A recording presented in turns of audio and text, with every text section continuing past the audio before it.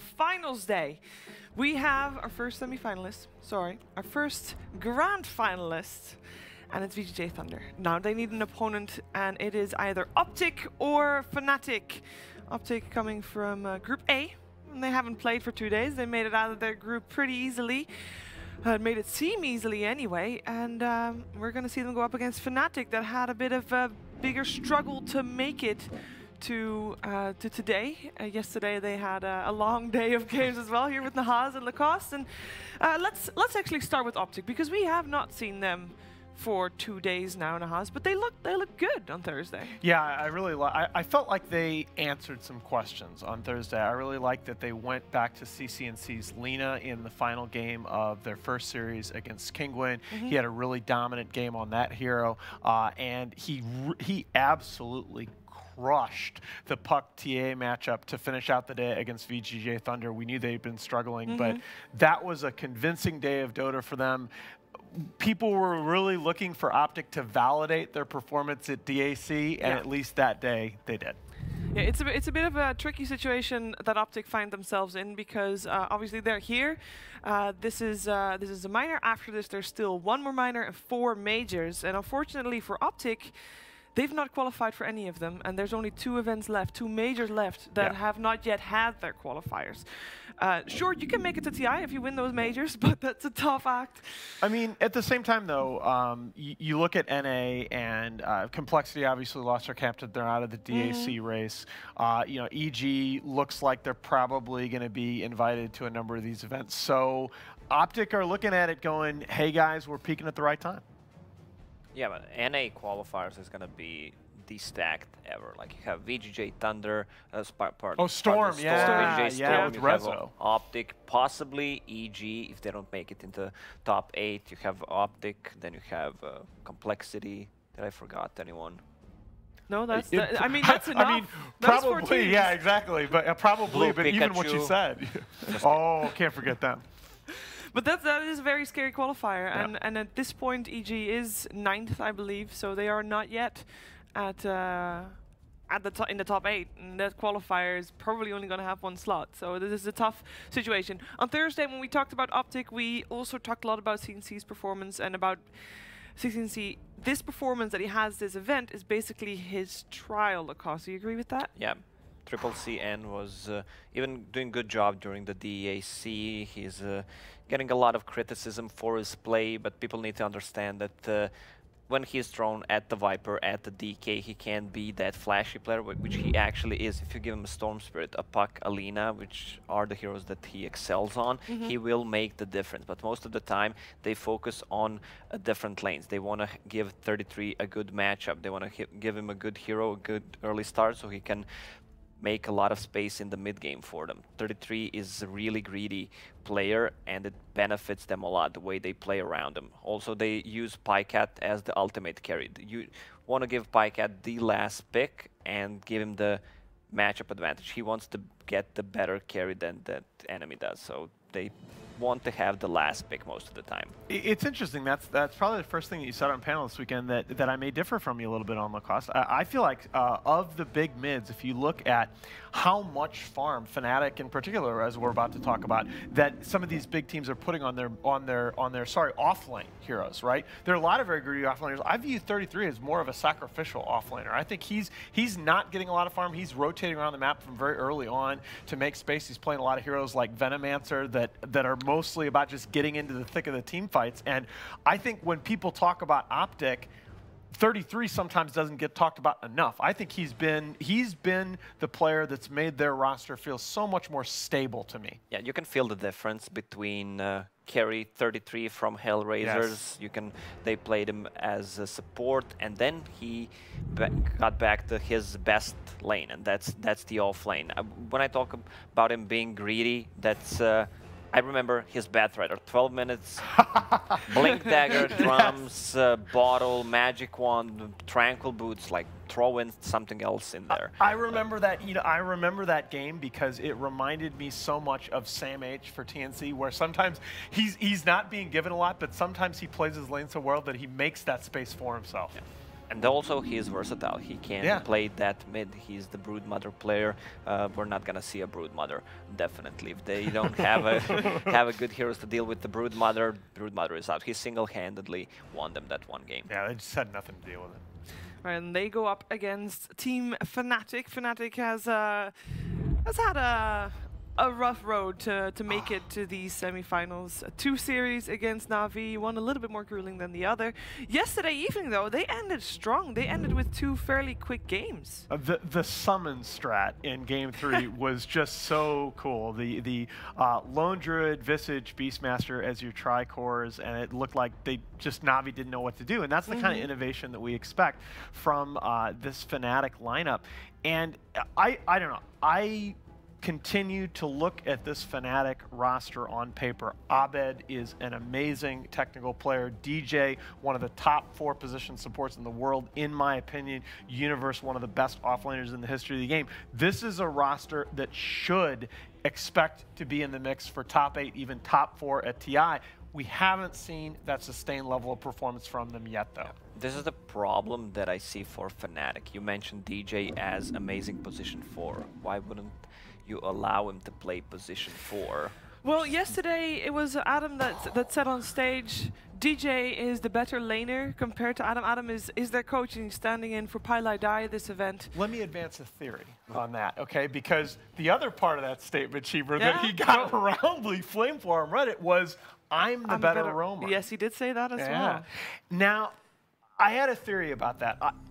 When Adam said that, I've spoken to Adam a couple times. I know him passingly well, and I think what he meant by that statement was there have been times when you have these 3 hugely individually talented players, but there have been so many times over the past 6 weeks or so for Fnatic that one of them will make this big rotation, one of them will make this big play, and the rest of the team is reacting to that rather than anticipating it. Adam, while certainly in terms of individual skill, I don't think anybody's going to put him up there with DJ, but he's used to being that coach and orchestrating the action. I actually think it might make sense for them to try him as a roamer a couple games just to give the team practice in anticipating each other's moves, being more on the same page. That's what they got Adam for here, right? That's what they mentioned, that we're gonna put Adam here instead of Pylai to improve on our in-game synergy, on the communication, and perhaps Adam is the key factor for that. Yeah, I was trying to think of a reason why they did it while they're doing it. Maybe those position 4s kind of transitioned into position 5 heroes. You have a Tusk who was position 4, now he's kind of a 5, so Disruptor is the 4. Yeah. Like you want to give him the priority to farming, give him that Aghanim Scepter, because that's what changes the game. You have a Bounty Hunter who was 4, now is 5. You have a Tusk, Naga, Siren. Like, there's a shift in meta, considering the position of some certain heroes. And let's be clear, that's something that's a play that Fnatic has run many, many times. They'll put DJ on a hero like Shadow Shaman, like even sometimes Warlock, which they showed on Disruptor, which is going to be more static in the laning phase early on, but he's going to get farm as the game extends, and he's going to get that early ags, get that early game-changing item, and he really does deliver consistently when they give him those resources. Now for Fnatic, they have not qualified for anything else at the moment either, but they are in a little bit more favorable position compared to OpTic because there are still 4 events that haven't had their Southeast Asian qualifiers. MDL, Birmingham, GSC, and the Super Major as well. So they have a little bit more options, and if they keep Adam, I've heard, like, is there a question that they would do that? I kind of want to stay away from that because Envy, he was asked about it in the interview, and he indicated that he prefers not to comment. My rule is if the players don't want to talk about something, I'm not going to talk about it. We can only guess, right? Yeah, so that does not extend to the 2 of you. But if he does, they have not registered Adam as an official sub. That's where I was going. So they would have to go through qualifiers. Yeah, they would have to go through Opens, and it's worth saying, too, that Opens and SEA, I mean, they're scary. There's a lot of volatility in that region just naturally in the play styles, and there are a lot of incredibly talented pub stacks in that region that can, in a best of 1. Whoa. Yeah, same goes for China. These 2 regions are extremely hard to qualify. Chinese pubs. Yes. Can you imagine, like, it's still, when I think about the fact that Paparazzi was very nearly the first player to 10K in the world, and then he almost did that in China. It's just stunning. Like, how in the world have you played pubs there? Yeah. It's a level of hell. It's way better. Yeah. It depends on the time when you play, Yes. but Fair enough. But it's way better There's than in like Europe. team play and stuff. Like, Yeah, what? wow, what is happening? People are like max tryharding every game. People are It's using unbelievable. smokes. Who does that nowadays? All right, so OpTic versus Fnatic coming from two very different paths to get here. Yep. What are our initial thoughts on this matchup? How is this going to go down? As we see here, they're head-to-head. Is that Fnatic took the cake, as in won against OpTic at the Summit? That's already so long ago. Yeah, that was with Ohio, right? Yes. So, or wait a minute, I forget exactly when they changed the roster, but that was some time ago. This was after. Yeah, okay. So they played with so Ohio was, here, right. yeah. So, I want to say that if you judge based on recent form, that OpTic have to be at least slightly favored here in this series. I would say too. OpTic kind of found their game, and they play more around PyCat, and PyCat has been delivering in the past 3 months. Like he's been so stable. And it's still I know poor Lacoste had to sit next to me the other day during that first game of Navi and Fnatic, where Fnatic executed so well in the laning phase, but they wouldn't push. They just this is a team, they're so good, but they sometimes won't just put that foot on the opponent's throat. They sometimes say, well, we're so good, we're just going to farm. We'll get Envy 5-slotted and win the game. That's just not how Dota's played right now. Take a game from yesterday, Navi against Fnatic. I'll hold that for later. Yeah, because it is time to get our teams on the stage. OpTic will take their place first. They made it through their group fairly unscratched. I say that, but they did, of course, drop one game against Kingwin, but then against VGJ Thunder, they just looked real good. They just needed that warm-up, but they are here to win. I think anything less than victory is going to be a disappointment for them coming into this finals day. Semi-finals first, though. They have to try and make their way through Fnatic if they want to have a chance against VGJ Thunder again.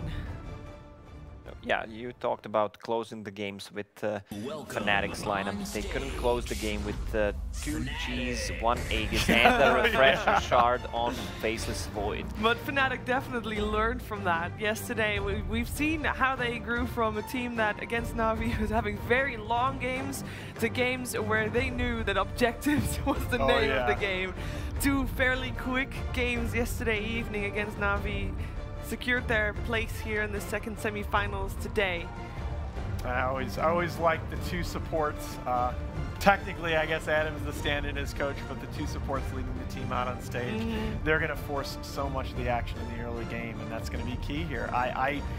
You mentioned the OpTic versus Kingwin series, Shiver, and I actually was really encouraged by that series because a lot of people look at what a team looks like when they win.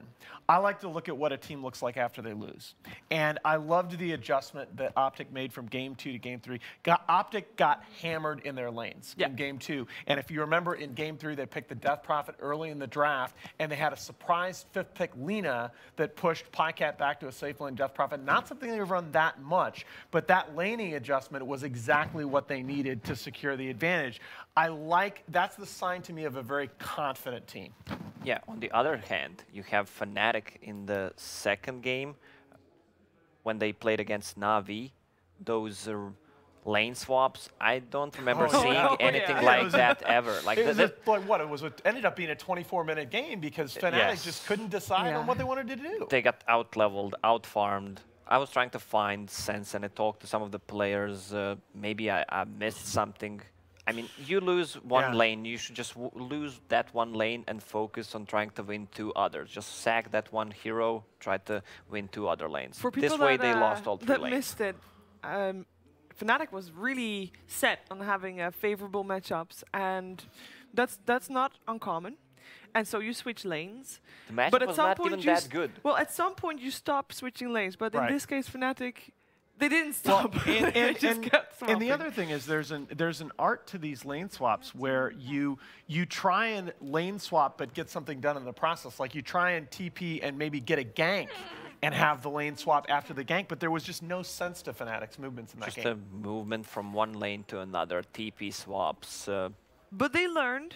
Yeah, they did. I hope so. They improved. They went for favorable lanes all around in that third game yesterday. Yeah, that lineup, the zoo or animal lineup, whatever you want to call it, was all the auras that so they funny. made. Now he was doing a good job actually delaying that push with the 3 smoke ganks on the lone druid, but after that they couldn't find an opening because they had such a great vision game from 2 Helm of the Dominators, birds, bear, like you can't approach them.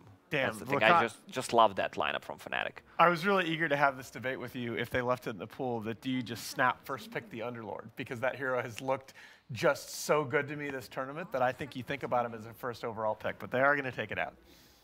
I mean, one of the better heroes against the Underlord is OD, so you should either ban it out or just take it. If you have a second pick, take both of them maybe. Yeah, that's true. The orb just means Yes. OD is not bothered at all by atrophy aura. All right, so we are in the draft, and indeed no on the Underlord this time.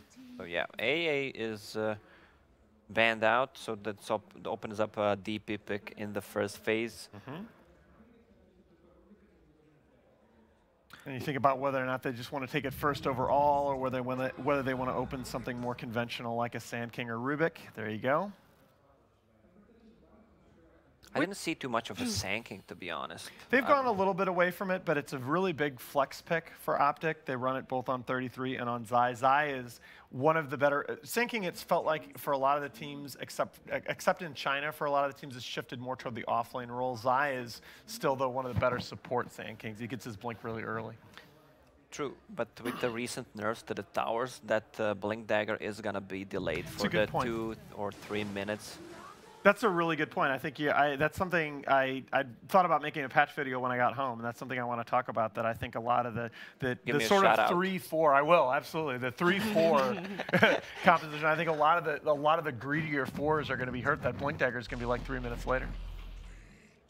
There you go. First phase Terrorblade, and you want to talk about Fnatic Dota, right? This is their special. Now, the thing to look for as you go throughout the draft is I feel like when Fnatic can pick Terrorblade early, and when they can still get Abed on a favorable matchup on a playmaking hero, they're really hard to beat. Because if you have to contend with EE's Terrorblade as a second core, it's so tough.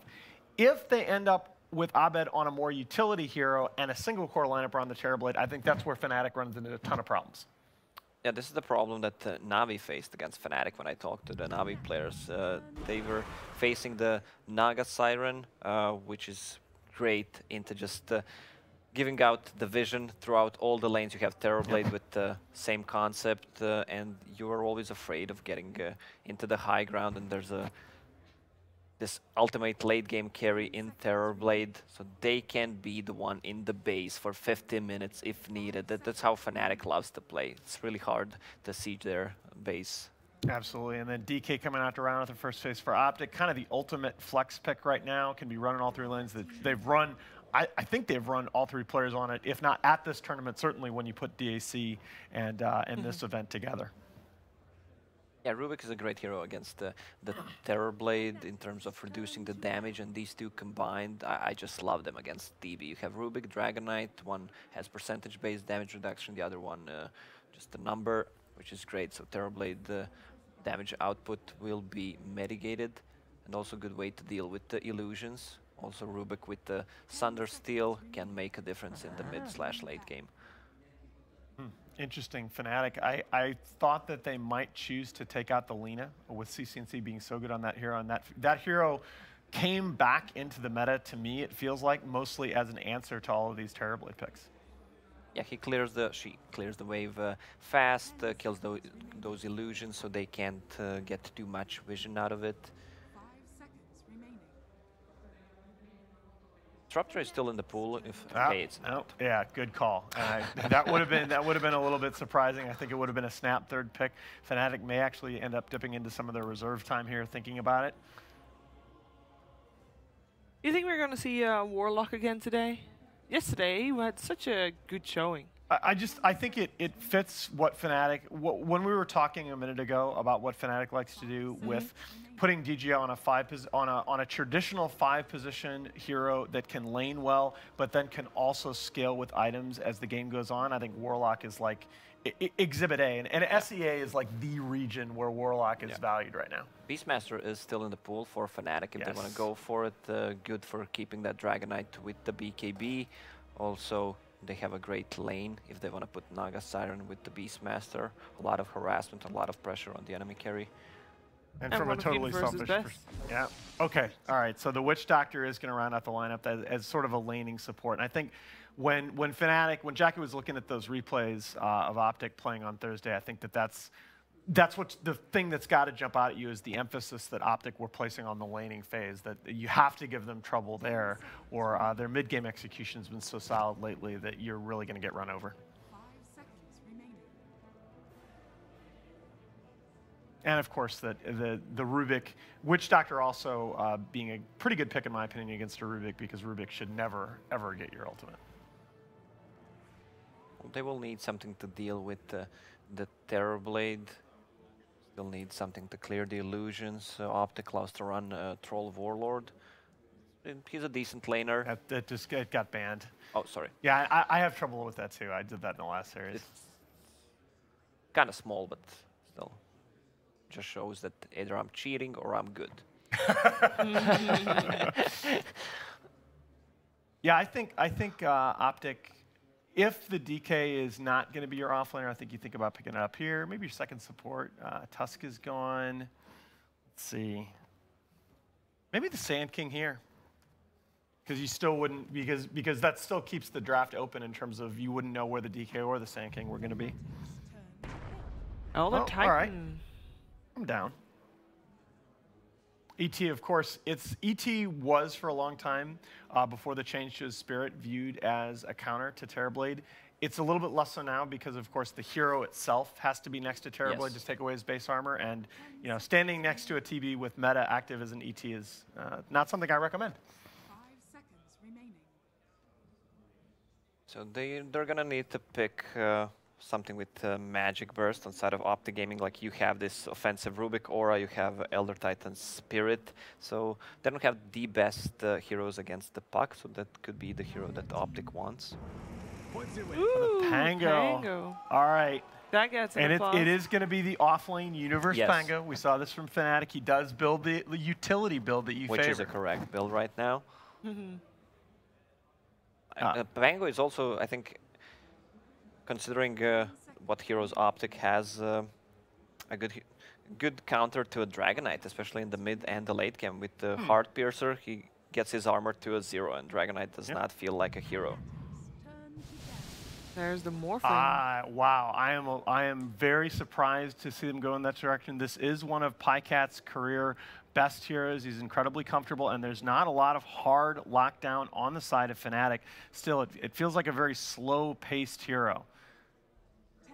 Fnatic is normally not the fastest team, apart from the second game. True. Or the they third are game that we saw running yesterday. at, I think their average maturation since 708 is just above 40 minutes. I think they're like top 10 longest average duration teams. Could be a good Morphling game against the Terrorblade if you can steal the meta, just to outrange the rest of the team. You can steal Pango's second spell, and then you can be the frontliner kind of. They still think it's going to be an offlane hero, but I feel like they should get the puck. Use this Magic Auras reduction that they have. Morphling is going to be good if he decides to build into Ethereal Blade. That's going to be a ton of damage. I'm still down for the Lina. I really like the Lina. Nope, you're right, the puck. It does, of course, also benefit from the Elder Titan Spirit. That magic damage gets amped up, and he will build most likely early Veil. So if the Morphling, here's the other thing about it, if the Morphling builds into the early Shotgun, you got a lot of amplification to take out that one hero on the enemy side. I don't know why I'm thinking that they should get the Ember Spirit for Abed. Because Abed is like the only player in the world that still plays it, and he's really, really good at it. They have a minute. Good vision so far. Maybe they need something that goes through the BKB. From a totally selfish perspective, I want to see an Abed Invoker, but... With more control. They need they need more control in the team fights. Pango provides some, but kind of Naga Siren and Witch Doctor is not enough. We saw an Abed Storm earlier this week as well. It's a bad Storm game here. What Bad about Storm the game. other side of that Puck TA matchup? Do you pick the TA here for Abed and just ask him to? Could be a good choice. Yeah, that's the raw damage. Works well with the Heart Piercer. They need something that comes online faster than the Terrorblade. And that would make for a sick Roche lineup. Yes. But then again, they kind of lack control because Naga Siren and Witch Doctor don't provide anything for the morph. Yes, you have Ensnare, but you have a Puck as well. So these heroes are going to be hard to control. Good call. It is, good All call. right, there's the TA, baby. I think it's a calculated bet. You are right. They are light on the reliable team fight lockdown, but I think Abed is going to have. And look at this. Look at this in response. They shifted the Puck over to the off lane to dodge that matchup. Yes. Good call. I mean, it's going to be a Dragonite on the mid lane, Puck on the off lane because they have no lockdown for Puck, so it's going to be a good matchup. I prefer if OpTic's line up more. You do? Yes. All right. I think this Naga Siren will not provide too much besides just giving out the vision. They have no combo, anything to do with the Naga. Just pure cancel fight and you can't siege the base thing, and that's pretty much it. What do you think, This is- Nahas? I'm just not feeling it. This is one of those. I wish we could debate this for a few more minutes, but I think I'm going to go with Fnatic. I believe in the Abed TA. I think they're set up for a very, very strong early game. All right, I'm going to go for OpTic in this game. I think they're the stronger team here in this matchup, but we're going to find out what's going to happen in Green this first wall. game of the best of 3. Over to OdPixel and Tsunami. Yeshiva, yes, quite the series ahead of us here. OpTic Gaming versus Fnatic. I'm OdPixel, I'm here with Tsunami, and we've got quite a couple of fun drafts here in this game one, Tsunami. Yeah, it started out kind of vanilla, and then all of a sudden you've got heroes that have not really been seeing much appearances at this tournament. You got Pango, you got Morphling, you got TA. This is the kind of explosive stuff that people were looking from this series, which was probably one of the most anticipated series of this tournament. It wasn't guaranteed that it would happen, but a lot of people expected that it would happen. And I'm excited to see, like, there's an interesting dichotomy between these two teams. So the carry position we'll start out with. You got Pycat on OpTic, and you've got Envy on Fnatic. Pycat, most of the time, is considered to be one of the most stable players on the side of OpTic, and Envy is very Envy on Fnatic. You ever play like an escort mission in video games? Oh, they're the worst. Yes. I hate those. Playing with Envy is like Resident playing Evil 4. Oh. Exactly. Yeah. Well, Bioshock Infinite was a little bit different, or Max Payne 2. Playing with Envy is like playing a Dota escort mission. Like the NPCs always like spamming lines at you all the time, and they're always like pathing over to like explosive barrels and stuff like that. You gotta be like, no, don't do that. Yeah. But if you can rein them in, then you complete the mission. The problem for Fnatic is every single game of Dota is an escort mission, but Envy will carry you to victory if you allow them to operate. Then in the mid lane, you've got CCNC and you've got Abed, two mid laners that have a very love-hate relationship. Anyone that plays in North America, if you're a mid laner, people are either going to love you or hate you, and sometimes both. That is CCNC true, is probably less competitively seasoned than Abed, and Abed has been playing a hell of a lot of different heroes this tournament, so I'm interested to see that matchup. And then offlane, you got 33 versus Universe. Universe is an institution. As the fight breaks out, He's fine. he's fine. He will be able to John himself away. But no, without doubt, there's a lot of heroes, a lot of players here that I think A lot of people history. will be very excited to see. And I mean, considering the two drafts, how do you see this game going? Is there sort of someone you think's got the edge, or are we going to see quite a closely fought game? Both the one positions have their mainstays. Pycat, Morphling, Envy, Terribly, these are probably their most played heroes in recent patches. And they've put DJ on the Witch Doctor, and they put Naga Siren on Adam. And so, again, you've got maybe not so much the traditional position for a DJ, but Adam has been doing very, very well in this Naga Siren. So I'm kind of leaning towards Fnatic. It's just that I haven't really been that big on Universe's Pango recently. He always goes for this first casual Javelin and then works his way into a Blink Dagger, and I have not been convinced by the build yet. Yeah, we'll see what he does to this game. I mean, as you say, if that's what he's been doing, it's almost certainly going to be the same, the Javelin early on. We'll see what the plan is. At the lanes as they've settled, we'll see who's able to come out on top. And so far, I mean, which lane would you sort of be most worried about on one of the sides? Who is going to suffer the most off the back of these lanes? It's going to be very quiet laning phase. Despite there being these kinds of exotic heroes, the way that the lanes have been set up is that there's not much room for kill potential. Like 33 has taken the puck, as now Maledict does come out on Zai, and Envy's chasing down 33. But again, like there's a lot of ways to not die in all these lanes. Like Puck has Jaunt and Phase Shift, the Elder Titan has the Sleep, and the Witch Doctor has the heal. So the bot lane is like pretty break even, assuming that 33 doesn't do a lot of magic damage. Then mid lane, you got CCNC. He's a DK. He's not really going to die. Sure. But you would probably expect Arbed to have the slight CS lead. Right. And, he does indeed at the moment. Keeping himself that little bit ahead of CCNC. But very close nonetheless. And one of the reasons a lot of people weren't too enthusiastic about putting DJ on a less mobile hero, I guess, less roam-oriented hero, is because a lot of people really like DJ's roam. He's got it. Double damage. Now what kind of movement is that? Everyone always expects the mid lane, and just when I'm talking about how his roam has been inhibited by being on someone like a Witch Doctor, boom, courier snipe. Bottom lane, bit of attempt here onto Zai. They've got the paralyzing cast can, the Maledict. Envy turns towards him. He's looking for that first blood, and with the amount of damage flying in, it should be enough to pop him. One more. Is he going to do it? Oh, no, he's going to live, I think. Oh, 6 HP. 6 HP. He's out of there. Zai. He'll survive. But still, I mean, it says quite a lot that we're 3 minutes in. No one's died, but Fnatic, they're at a 2k gold lead already. Yeah, the mid lane going handily for the Templar Assassin on Abed. And Universe is doing fairly well in this off lane with the help of Adam. Adam has been just sitting here in this dual lane situation, and there's a fair amount of synergy between these two heroes. Riptide drops armor, and Swashbuckle is all physical damage, so a hero like Rubik or Morphling can be very susceptible to that, although granted Morphling has very high armor due to the fact that he always shifts very much into Agi, but he has to be careful. As he gets rooted up in the top lane, but he's out. Yeah, Pikeout still finding the farm though. Right. But as you say, yeah, the big point being that Universe, he's getting farm out of this lane, but on the other side of the map for OpTic 33, he's suffering a little bit down here. He's not getting sort of the CS that he would hope on his puck, as he is falling behind the cores in this laning stage so far. Yeah, Dire offlane Elder Titan is extremely popular. You get so much access to all these camps to build up Elder Titan right-click and move speed from the Astral Spirit, and more often than not, we won't really see these Elder Titans leave the lane. Even though it's sometimes in like Puck's best interest to get solo experience, there's just too much potential for kills if you get a few stacks completed in these jungle camps. Oh, look at this Invis rune here. Oh, they're holding hands, 33 and Zai. This would be a beautiful cask opportunity if they can get Envy close enough to offer damage, but Envy's pretty low. So it's a little risky for Envy to try to make the play, but he is going to attempt it. They've got the cask and Maledict down onto Zai, but Envy has to keep himself back. A little worried about being bursted down by 33.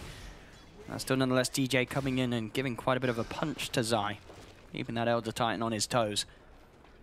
Yeah, meta down right now for Terrorblade, so not really possible. Nice the 5 minutes there. I'll pop for a quick drinky poo. Brought to you by Borjome. If you're at least watching the Russian stream, these shrines are brought to you by Borjome. And still, 5 minutes in, no kills. Oh. Sideblades. Very nicely done here by Arbed, but CCNC, he's holding himself well against this TA. Yeah, this is incredibly frustrating for a DK. Problem is you don't really want to buy boots as now Maledict. Well, he has already used the phase shift 33 to dodge the initial cask, and a few right clicks might just do it. He's got the orb and a phase shift left. Can he dodge all the ticks? No, he can't. First blood will finally be claimed by DJ. And meta wasn't even necessary to spend. It's up now, so. Oh, that deny. CCNC making sure that Carty doesn't go the way of Arbed. Yeah, poor DK, he's 289 move speed and traps are already up and running. Dude has not gotten his boots yet on this Dragon Knight. No, he's got to be careful about, I mean, maybe the potential dive obviously is still a little hard with the amount of armor that the DK has, but there is a double damage rune top, and Arbed will be quick to claim it. There's still 6 minutes in, it's a 3k lead. Fnatic are absolutely out-farming OpTic Gaming in these lanes. And it's difficult to say which lineup is better in the late game because depending on how these secondary positions itemize, they can become either very potent damage dealers or very high utility. We oftentimes see like Elder Titans with things like Halberd or whatnot as Zai almost goes down to the double damage rune. TA, but gets out. And then obviously like Pango's carry potential is still a mystery in a lot of people's minds. And look at this up top. They're trying to dive in for Pycat. But Pycat will have backup. TPs are coming in. It's looking like they're going to try and turn things around. Still, PPD, he's now going to be focused by Universe and Adam, and they will be able to finish off the kill with a swashbuckle from Universe. Pycat was able to get himself out of that top lane, but again, Fnatic stepping up the pressure and keeping this sizable early game lead. And all the while, Envy continues to freeform. Still kind of hampered initially as the root comes out on the Morphling. But we've seen Envy Terrorblade more often than not be more than content having a subpar lane Mid lane, look at this rotation from DJ. He's got the cast, he's got the Maledict, making sure that there's more than enough damage coming out from himself and Arbed to take CNC and C's line. 4K net worth. It's quite a lead early on. That's quite a lead. I mean, and the thing is, you look at the CS, there's not really sort of... It doesn't seem like there's that much of a difference, but the numbers, they tell us otherwise. And the heroes on Fnatic, like TA is going to be able to farm Ancients exceptionally well. Morphling and DK, they don't really have that great recovery plans because all these supports on OpTic have been very busy. The PPD was rotating top. Zai has been sticking around bot, but now he goes up top, cancels his stomp. Yeah, Adam did look to try and juke it out. Universe is going to be there to back them up. They're going to come in straight away with Maledict, the paralyzing cast count, the rolling thunder. They're getting the bounces, they're getting the shield crash here. Universe doing the damage. Pycat will waveform up to the high ground. Should be able to survive. Zai will be able to just get himself away. But again, we're seeing sort of the scary potential of Fnatic's heroes when they get the combo out, bringing OpTic Gaming's very, very low, as Pycat will make the long trip back to base to regenerate. The struggle that you're seeing to kill Morphling, though, is going to persist throughout the entire game. You have minimal stuns to stop out a shift attribute. You've got no real natural Orchid builders. Like, TA could go into a Bloodthorn, and I imagine Abed is going to feel obligated to do so, and maybe Pangolier as well. But still, if Morphling manages to complete a Linken's, you also don't really have that many Linken's poppers. Yeah, a lot of sort of weight on Pycat in that sense, but as we've seen in the past, that can absolutely work out for OpTic. Pycat has really stepped it up in this roster, and his Morphling has been certainly something to be feared. But he's got to get there, and it's going to take time. And it's sort of a question of whether Fnatic are going to allow OpTic Gaming to have that time to get Pycat to that position where he's ready to carry the game. It looks like Pycat's not even waiting for permission from Fnatic. Makes a rotation of his own at level 5 on Morphling. Dragonform was activated on CCNC, but this is a creative movement at this early stage in the game. Yeah, I mean, look at this net worth that we'll now get to see at the top of it, Universe. He has just been having a dream lane up top. Pretty much free farm on that Pangolier. Yeah, if you can get a Javelin this early, then I'm an advocate for it, because the damage is outrageous if you manage to get it before anyone on the enemy team manages to even get their ultimates.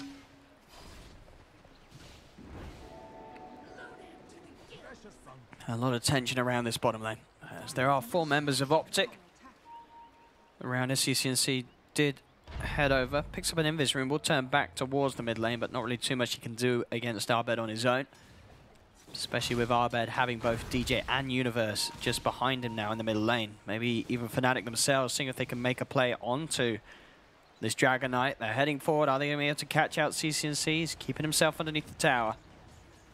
So he should be fine in this. He also TP backup coming in as well towards the mid, just in case Fnatic did go in a little deeper. And CCNC will be fine for now, with Zai TPing in to make sure that the push doesn't go any further. I guess the idea is they want PPD's Rubik to hit level 6, but PPD's like level 6 3/4. This is like the highest I've ever seen PPD be leveled at this stage of the game. And Morphling has been kind of sharing the lane down here with like 3 other heroes. Now Puck leaves, and it's going to be Morphling against the Terrorblade. But Fnatic still have like a substantial net worth advantage, and when you have that heavy net worth advantage, or rather disadvantage on OpTic, it's not really in your best interest to send your carry and in a situation where they can't get farm. There we go, Fnatic should be able to claim this tier 1 tower. They're going to scan out as well, so they know that someone is hiding in the trees. As Universe will start to hunt, PPD immediately just goes for the TP out before he's found and will get away. But that indeed is a tower for Fnatic. 6k lead. It really is, as you can sort of see the individual cores, that slight edge, but the big one, these offlaners. Universe, 5.3k net worth, 33 at the moment, 2.4. It's quite a significant bit more than double the net worth. Well, they may be able to cut it if they bait Envy successfully. Having a look, Envy, he has got 4 heroes to deal with here, and they've got the stun, the Dragon Tail, the burst. No chance for a Sunder to come out from Envy. OpTic, a very well-needed kill, as they will manage to take Envy off the map for 30 seconds, and they themselves can claim a tier 1. They need these pickoffs though, as they are behind off the back of a very successful laning stage overall for Fnatic.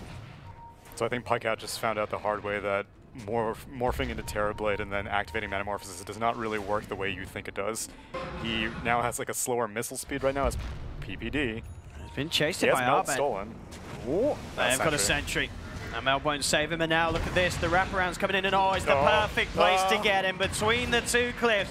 Bouncy, bouncy, bouncy, jumps up with a swashbuckle, and CCNC is taken out. Universe, he's got a smile there. I mean, that is just the model, but he's got a smile there. He hasn't got a smile there. Universe, of course, as straight-faced as ever. He's focused, but... That all these choke points are dream situations to get rolling boulders. And so far, this is the best I've seen the Pangolier look all tournament long. And it's looking good. Universe, he's stepping it up at the moment. Level 8, he's got 2,100 gold, so he's about to have Blink Dagger completed on top of this Javelin in around 14 minutes. He's so rich. He's so rich. He is... I mean, Universe, he can have games like this where he just is... Somehow, he's just so darn farmed at this sort of early stage of the game. Yeah. He's only just a little bit behind Arbed, and Arbed's been having an excellent game in the mid lane on his TA. And it's not even a product of a lot of kills. He's 1-0-1 right now, so it's not like he's been making godlike rotations as a splitter. Seeing if they can bring him down. It's not going to be long enough for the silence, and now the turnaround comes in. He's got Sunder. He has. He wants that health. Thank you very much, Zai. I'll take that. As again, Universe, make sure that he's involved in the action. We'll be up there to join in on the glory. But a very, very slow start from OpTic Gaming, being punished here by Fnatic's movements. As Arbed, I mean, look at this pace as well with the farm that he's got. It's going to be a very quick Blink Dagger Desolator on this Templar Assassin. I'm actually very surprised that Arbed ended up going for the Blink first. A lot of times you'll see Deso first if you are a TA with like a really high lead and the rest of your team is making space. You're like, whatever, you guys don't need me. And Arbed has not really been involved in very much right now, but he got the Blink. Doesn't really matter if you get the Deso this quickly, as he's been stacking entrance consistently, and the rest of his team is smoked up in the dire jungle. Let's see what they can find. Fnatic, they know that they've got the advantage and they want to keep it going. Zai, behind the tower, will be spotted out here by the illusions. They are going to see the Rolling Thunder coming on the side though, because University's found 33, and again, with this Rolling Thunder, no chance to jaunt out to the orb. Another kill for Fnatic, and with Envy's Metamorphosis, they're putting heavy pressure onto this tier 2 tower. Zai tries to slow things down with an Echo Stomp. They've got TPs coming in. They're going to see if they can do this, but there's backup here for Envy. Can they save Envy? No, they can't. Envy will fall. OpTic able to claim the life of the Terrorblade. So if they can get anything more here, PPD will steal the Swashbuckle, but will not look to chase. So they do stop the push of Fnatic, and they do kill Envy. Yeah, kind of questionable to stay up there. Song was still down from a while back, still had 60 seconds left on it, and Rolling Thunder was just used to kill the puck. So I guess because Metamorphosis was up, they're like, okay, let's take this tower. But they found Pikecat. Pikecat is going to jump into the Pangolier, try and swashbuckle himself away. At the same time, though, Arbed finds Zai as he wraps him from the high ground. Ooh. Uni crash. Oh, so is that why he missed the swashbuckle? That's what I'll tell you. Ooh. Oh, that's a big crash. I mean, it looks like he's not going to get this kill on Pikecat anyway. No, he's not. Because it's a morph. It's a morphling. It's a morphling. And that's what OpTic are saying in their minds. They're like, they're not going to win this game because we've got morphling. I mean, right? it really is at the moment. The OpTic, by all means, they are behind. Fnatic are playing incredibly well in this opening section of the game, but there is this morphling. And if OpTic can keep the game going, can get Pikecat to this position where he's able to kill heroes himself, he's got sort of that that nuke build with the E-Blade, which of course is a long way away at the moment. He's just sitting on the Tranquils. Sorry, not the Tranquils, the Treads, the Aquila. Working his way towards the Lincolns first. Yeah. Which he does need, because it's sort of the little lockdown they do have is the point target. And the enemy team is so farmed that they're bound to get something that will disable you through it. Like, Universe has the potential to go Abyssal. Probably won't happen. I still think Orchids are the better option. Sure. But since all of Fnatic are so far ahead, there is a potential for a TA Bloodthorn and a Pango Bloodthorn. And so preemptively build the Lincolns. You are not going to be able to get any kills with an E-Blade regardless, because the enemy team is just so far ahead.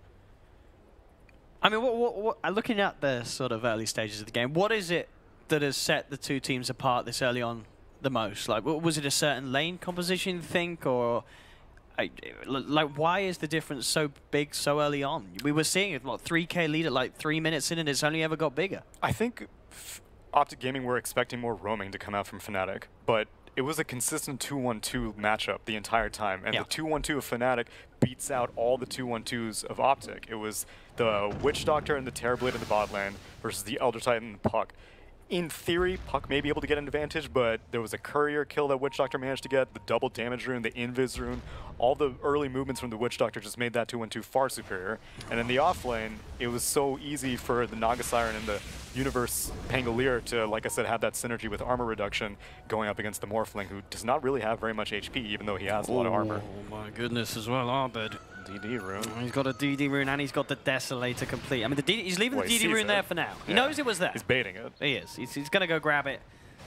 But this is a... Oh, I mean, why not? Why not? DD rune Desolator. Keep the advantage, play it safe, go for the Roshan. They're into the pit. They've got the song to rely on if OpTic Gaming do come over. And OpTic Gaming, they're split up. They're down bottom. They're not going to be able to come over in time. This is going to be the dream DD rune for Fnatic to find. Literally attacking Roche outside of the pit. You could not give a bigger signal, but there's no vision around here. And even if there was vision, OpTic Gaming are so far behind. This Roche goes down in like 1 minute. There we have it. Roshan, Aegis on Arbed. A scarier TA at 60 minutes you have not seen, I am sure. Desolator, Blink, Rolling Aegis. Thunder on the Rubik. Here we go, PPD. Oh.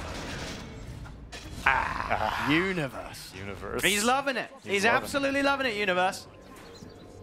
So he ends up going for the hood. So this is pretty much Universe, I think, has gone that same build every single time. I think they probably only pick Pangolier if he's allowed to go this build.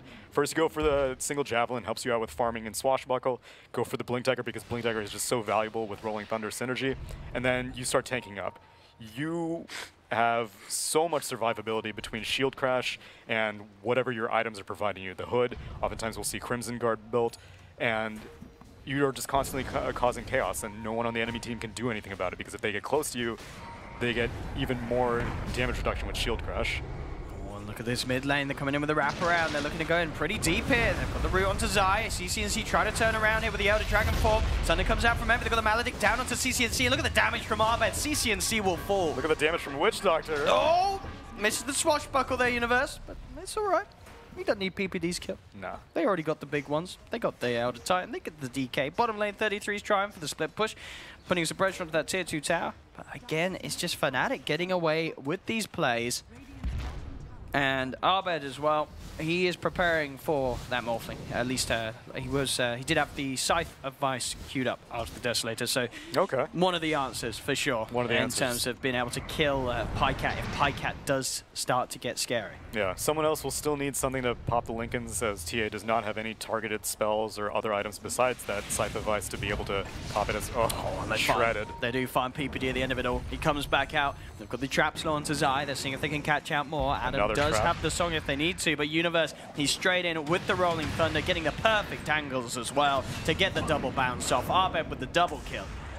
The slaughter continues as Fnatic are just overrunning OpTic Gaming. 13-2 at 19 minutes in, 10k gold lead. This is looking a lot freer than I think anyone expected. And granted, all the eggs seem to be in the Morphling basket, and so if Pycat does manage to do something, then I guess it's going according to OpTic's plan, but I don't think any team's plan is to be down 12k net worth at 19 minutes in. Universe nearly with the completed pipe. after these shenanigans as well. And Abed just racing further and further ahead in the lead on his Templar Assassin. How's he doing on the money after the Desolator? Well, he has got 3,600 gold already on top of this Blink Desolator. It's going to be a very, very early timing Cypher Vice. Hell, he might even complete it before Pycat even finishes the Lincolns. That's insane. Actually, never mind. Pycat's got it delivered, assuming the courier doesn't die. Because right now, Radiant are invading. Oh, Adam is getting looked towards by PPD in 33, but Universe is there to back him up. Oh, Pycat. Okay, Pycat. It's not a shotgun, it's just a little handgun. But you're going to need more than a Glock if you want to win this game. That's true. You need something big on Pyke. And they smoke up. They make sure that there's no vision around here, as they know that Fnatic were just in that secret shop area. And they're looking for something. They've got the Lincolns freshly completed on Pycat. Zai has the Earth Splitter up. They found Envy here. Envy, silence. See, they've got it. Big kill for them to get. Universe is coming in with a Rolling Thunder, trying to find some return action. Looks like he's going to roll out. Doesn't want to stick around as the rest of his team not in position to fight. But again, these are big kills to find. TPing. Oh, he's going to get it. 33 in time with the Dream Coil. They're going to be able to catch out Universe, will jump down to the low ground, but he's not going to be able to keep himself alive. Pycat turns into the Pangolier, gets the Swashbuckle to finish off the kill. So they are managing to fight back here, OpTic, getting these big core kills, and with the lead that Fnatic had, these kills worth an incredible amount to OpTic Gaming. Yeah, absolutely. Although I would say that Templar Assassin is still probably, I mean, she has 13,000 net worth right now. Pycat, who is second place right now, has 9,000 net worth. He's climbing back up though, Pycat. He is. He's climbing back up there. But killing the Pango and the Terrorblade definitely very, very valuable to doing that. And Abed ended up opting for the Orchid as opposed to the Scythe of Vice. Okay. Maybe, perhaps, feeling the pressure a little bit, Scythe of Vice would have taken a little bit longer. Yeah. And also doesn't really transition as well into damage dealing. Like the Bloodthorn is a very, very natural movement for an itemization on Templar Assassin, whereas Scythe of Vice like doesn't really offer you that much in terms of right click.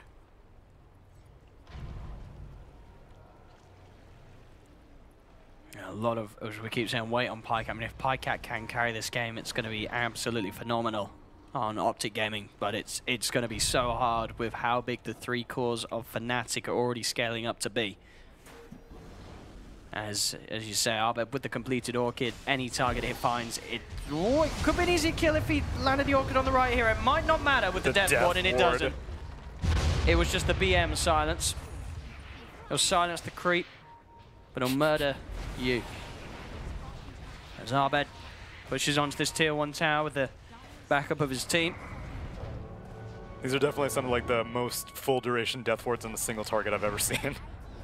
Yeah, DJ, I mean, as people have been saying, sure, they've sort of switched around the roles a bit with Adam and DJ sometimes, but DJ showing us it doesn't matter what role you put him in, what hero you put him in, he's going to have a good game. Absolutely. Yeah, definitely proven to be a pretty outstanding player here at this LAN. And back for the Phenomenal Nullifier, of course, for Abed on top of the Orchid, so he can have that full lockdown. Make sure that there's very little ways for his target to survive. Yeah, he's bouncing around. We'll see what he settles on. Right now, he switched to BKB as well. It's all. I mean, do you think he? Would you like to see him get the BKB? Like, does he need to get a BKB this game? He keeps opting for the more conservative option, and I always prefer that whenever you're in a far ahead lead. So, like, Scythe would have been greedier than Orchid. The Nullifier would have been greedier than BKB. There's no reason to go full potential because I think at this rate, Fnatic can take it late. I mentioned like it's difficult to say which team, if it goes down to like 60 minutes, has the upper hand. I think with this early lead, they can consistently keep it as now Snap Coil. Ooh, they're looking for him, but Abed immediately blinks out, tanks the stun of the coil, because he knows he's got his friends there. Envy and Adam are around, and he'll be able to walk himself away. The smoke gank unsuccessful from OpTic. There's so many traps in the Dire jungle right now, and PPD does not have the money to just bathe the entire map in sentry wards. And you can't get a gem this early because everyone's a liability if you put a gem on someone in OpTic. Really, CCNC is the best option, but CCNC doesn't want to be hanging out with the team. So they're going to look for Pycat straight in away with the stun. They've got the damage as well. Wow. Universe immediately with that Rolling Thunder connection makes sure that there's no chance to start the morphing. That's a 1.25 second stun. and they managed to kill him. They've got so much single target damage with Arbed in on the onto that target. And Envy also just looking for the safe items to really keep this advantage. He's queuing up the BKB. He's pretty much got the money for it. He went for the trap, both the trap talents, the increased amount, which is +3 traps at level 10, and the increased damage, which is +200 damage at level 15. And you can just see all these little green dots. I mean, absolutely. There's sort of the vision and sort of the annoyances across the map that Arbed's been able to place down have been absolutely huge. Up top, now I'm going to look towards him, but again, he's quick with the blink before the adaptive strike connects. Yeah, that's the other thing. There's no way that they can easily burn through refraction. All of these heroes on OpTic Gaming are all slow, bursty heroes. They don't have any DOTs whatsoever, aside from, I guess, the corrosive breath on CCNC. But he's going for a BKB on his DK. He's not going for anything like a blink dagger. Yeah, Arbed 6-0-5 this game. They have not been able to kill him at all. And Envy, sure, he's died a couple of times, but now with the completed BKB, he's going to dive in with Fury, and Arbed heads back to base, sells his wand to make sure he's got the money, and he's also got his BKB complete as well. So you've got BKB on both of the big cores of Fnatic now. It's getting to that point where maybe even the high ground of OpTic Gaming can be threatened by this lineup. Yeah. Historically, we've had issues with Fnatic pushing high ground in the past. And that's why I'm never really confident ever saying, like, oh, Fnatic got this game. There's no way that OpTic Gaming can come back, because oftentimes we'll see Envy be like, yeah, but let me get my 7th item. Let me get my 8th item, and then maybe we can fight. I would be okay with them waiting for the next Rosh, keep invading the enemy jungle, keep some mirror image or something inside the Rosh pit, get that cheese, get that Aegis, but you've got a 16k net worth advantage, you've got BKBs on both your cores, you need to push high ground before OpTic Gaming get any of their heroes online.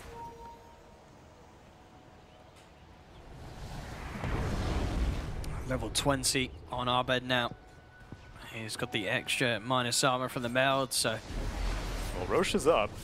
Very early respawn. They could certainly look for it, Fnatic. The sort of the team fight around the pit from OpTic, they've got a few things to offer, but again, it's very sort of hard to favor their team fight against a lineup that has the Song of the Siren to disrupt any sort of play around those sort of confined areas. Yeah, exactly. So definitely the safety is there for Fnatic to go for the Roshan if they do want to, and they are starting to head towards the pit. Head into the pit, and they're going to look for it. And whether OpTic Gaming can get out there, it doesn't look like they can. No, I mean, they were aware of it. They keep sending the Spirit over here. Yeah. And, like, Fnatic aren't scared. Nor should they be. Not at all. An incredibly speedy Roshan. Of course, thanks to the Templar Assassin. Arbed will grab the Aegis. Bottom lane, Universe actually starting to kick some action off here. He leads him with the Rolling Thunder, looking to try and play around with Pycat, buying the time for the rest of the team to come in. They do really sort of need the TA if they want to have a chance of it, and with the Song of the Siren, they're going to be able to buy time for Arbed to close in. He has turned himself into the Pangolier. Swashbuckles a bit to try and keep the distance. And he's making some distance. That might be enough to save him. He's into the trees. They're still looking. They're still chasing. They've got the vision from the trap. Just shield crash again with the Swashbuckle. Create the distance. He's going to have waveform back up in a second. In fact, he just goes to the straight TPA. Knows that there's no way to cancel it. Pycat will be able to keep himself alive. And meanwhile, DJ dueling with 33 down here. Cask is going to connect. Oh, no.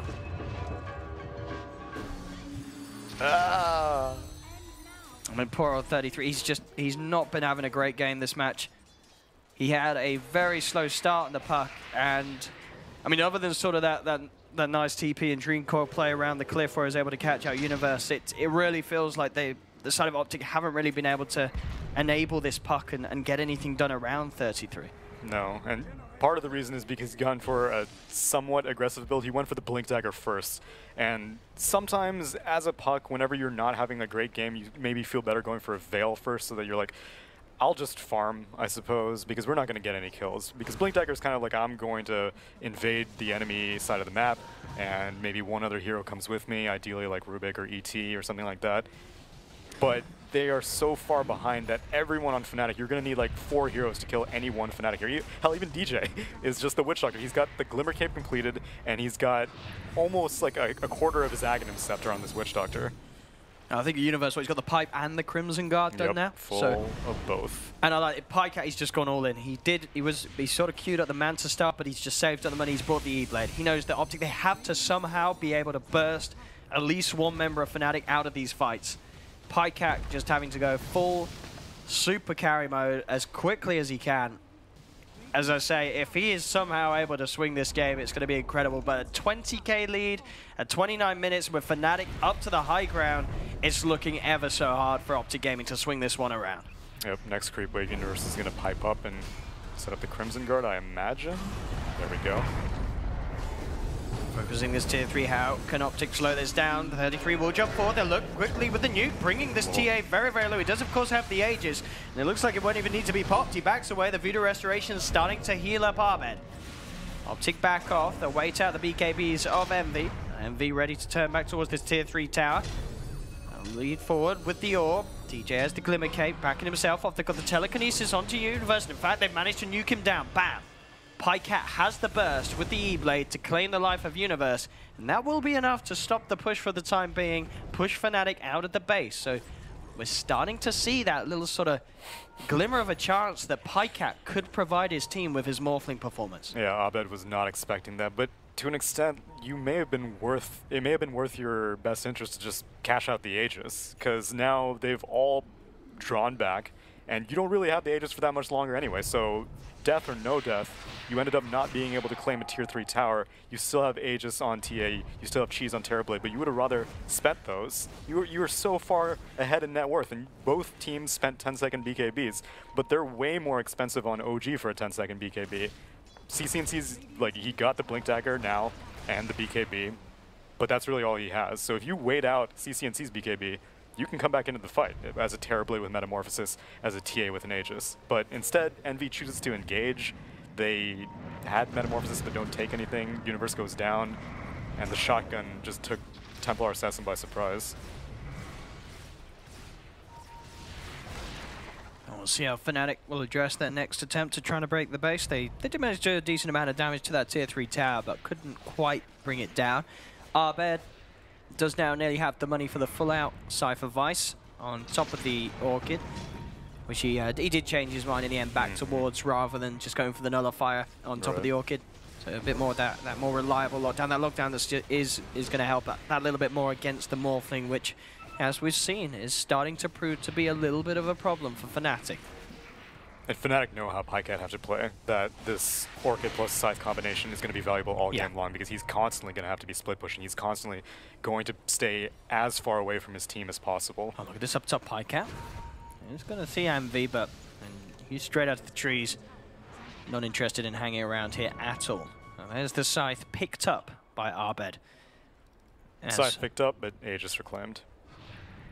As with the lead that Fnatic have, if they can just kill Pycat straight over, if Arbed can get on top of the Morph in these fights, it's going to be an incredibly easy fight for Fnatic to take. You know, as long as they can get rid of that Morphling, Fnatic easily are able to overrun the remaining 4 heroes of OpTic Gaming at this stage. Yeah, and they understand that. There's already one Tinker Ward, Cliff Ward, whatever you want to call it, on the bottom half of the map for Radiant. Haven't set one up on the... Never mind, Adam is... Well, actually, he just has a gem. He's just walking around. And he sees 33 on the left side, actually. He could just start out with a song. And TPs are coming in. They're looking to play around them. Universe in with the Rolling Thunder and the stun. He jaunted. And with the jaunt TP, he'll get himself away. So 33 will be able to escape to safety. Kind of surprised they didn't start out with a song, but I guess they were expecting Rolling Thunder. As now Bottom Arbed. He tried to go for Pycat there, didn't quite have enough damage to kill him during the Hex, and now the turnaround, Pycat turns into the TA. They'll bite through the refraction here. They're going to be able to bring him down. Honestly, is Pycat going to be able to carry this game? If he is... I mean, God help OpTic. My goodness. This is... I think every single team has been suffering with trying to siege high ground.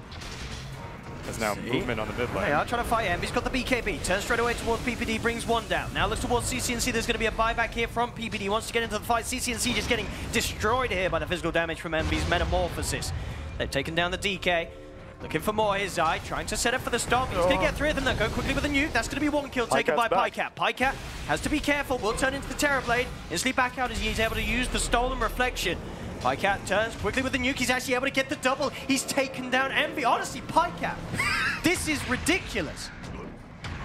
Universe will find 33, but Zai, PPD, they're still alive. Oh, you gotta be careful. He's going to look towards this with the burst. Can he finish it? The shield crash resistance helping Universe stay alive through the nuke damage.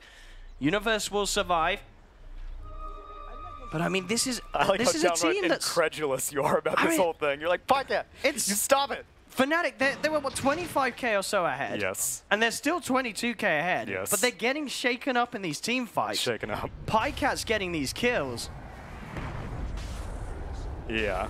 Believe me, everyone's seen this movie before. Any Fnatic fan, any Envy fan is well familiar with what is transpiring right now. And you just pray that all they do is just stick to a basic game plan. Right now, like, Abed was over in the bot lane, which, you know, I don't blame him for, but then he goes down to the Morph lane, and then Terrorblade wants to join into these team fights. They already lost Abed. I mean, the decision-making at a certain point, you know you're this far ahead. You don't really need to do anything other than group up. See what Fnatic's next play is going to be, as we have seen, despite the advantage. The thing is now, the next Roche, OpTic Gaming can easily contest. The first 2 were free. You've got the Riptide on Naga Siren, you've got Deso on the TA. You are able to clear out a Roche so quickly. But OpTic Gaming have more than enough resources to contest the third one, and the third one's going to be the Refresher Shard. And they're smoked up. And it's an early Roche. Someone needs to place a sentry outside of the pit to make sure that TA can't find out if they want to go for it, but they want to pick. He's on the low ground here. OpTic do have the high ground. Oh, they see Naga. I'm going to try and burst him down, and they will. Pycat quick with the first kill to start the fight. Fnatic, they are still trying to lead forward to this. Universe blinks forward with the Rolling Thunder. They're looking for the lockdown onto Zai. Zai will be able to keep himself alive for now as he backs up with the Ghost form. Envy comes in, cleans up the kill. They'll bring down Zai. Buyback immediately from Zai on the other side as he wants to get involved around this fight, around the pit. There's the BKB and Metamorphosis of Eternal Envy used. Abed does manage to turn with the Hex and takes down 33 in a couple of right clicks. There'll be a buyback from 33 as well. OpTic putting everything in to holding this fight around the Roshan pit. They cannot let this third Roshan go to Fnatic. Yeah, exactly. They're committing all resources necessary, which is, again, it's a losing proposition, but it's their only play in this situation. They are going to back up, though, because of the waves pushing in, and that may give Fnatic the time to get into the pit. You can see Fnatic a little bit wary of it still. Zai will pop out one more stomp. They are in, and OpTic Gaming have actually moved quite far away to deal with these lanes, so this will be enough time for Fnatic to get in and take the Roshan. Despite OpTic committing those 2 buybacks to maybe look for some sort of a play, they're unable to do so. Fnatic, they get the Roche, they get that Aegis and Cheese. That is a bit surprising. And Refresher Shard. I mean, they buy back, but like Dragon Form was still running on CCNC. All the ultimates of OpTic Gaming were still available because 33 got instantly hexed, wasn't able to Dream Coil or anything. But yeah, despite all those buybacks, they end up giving up the Roche. And I don't really think there's that much like split push potential from Fnatic. It's not like there's like a lone Druid Bear who, if you spend too much time in the pit, is going to take one of your Raxes or Visage Familiars or something like that. But they move out. I guess they feel confident that even with Aegis on the Terrorblade, Cheese in the backpack of the Templar Assassin, and Refresher Shard is on the Terrorblade backpack. So even with all that, OpTic Gaming are like, no, we're pretty sure we can still carry them with our Morphling. Oh, let's see. I mean, for Fnatic, this, you know, surely they have the tools to break at least a tier 3 tower. Oh, you're right. I forgot that tier 3 never got claimed. The tier 3s are all still standing, but as I say, the 25k ahead, they have the Refresher Shard, the Aegis, and the Cheese. Are they actually going to be able to push with it? At the moment, they're having to respond down bottom to the wave being shoved in by Pycat. Pycat just keeping that split push pressure up himself so that it gets harder and harder for Fnatic to actually group up as 5 and try and go up to the high ground. Yeah, at this point, Abed's best play may be to start parking a bunch of traps in the lane and start cutting creep waves with trap damage. He still has a lot of them in the mid lane, but the majority of them have been spread out through it. Well, were spread out throughout the Dire jungle, but PPD just got a bunch of money recently, so, well, actually he bought back. But he still actually has quite a bit of money. He almost has a Blink Dagger on this Rubik, so whatever the case, there's a lot of detection now. So might as well just start cutting creep waves and work your way to a high ground. Which they might be doing. They're going to try it again, Fnatic. Bottom lane with the Metamorphosis ready to go. They'll look towards the tier 3 tower. Pycat's going to remain on the top lane for now. At least look for the tier 2 in trade. He does not have a TP available for 20 seconds. So they are going to have to hold without their big carry. And that should mean the Rax surely are in trouble. The fortification's been popped. It's now come off. MV starting to poke away. He's going to commit the BKB. He wants these melee Rax gone, and he will get them. This will be the bottom melee Rax taken by Fnatic. Pi did get the tier 2 tower in return up top. We'll see how he wants to back up, or if OpTic Gaming want to try and fight into this retreat. It's still hard though, as Fnatic do have all the fruits of Roshan available, as they'll look towards the Shrine, continuing to take these objectives and back on track to just increasing this net worth advantage they have, nearing 30,000. Yeah, the decision to not defend that melee Rax is just fine. You know that all these buybacks are spent. If you end up dying yet again on the side of OpTic, then you have guaranteed lost the game. Whereas right now, I mean, it's not great. It's never been great, but you're still in the game right now. Oh, look how rich Arbed is. I think Arbed's got, what, 7k gold in his bank on top of his items. I mean, what does he need to get? Apparently looking for BOTs, which is kind of a split pushy item. Yeah. But he's pretty slotted out right now. He's got Blink, Orchid, BKB, Sheepstick, and the Desolator. Aside from upgrading boots and getting a Moonshard, you're pretty much maxed out as a TA. And the Bloodthorn, I suppose. Looks like Fnatic eyeing up the opportunity to push in once again.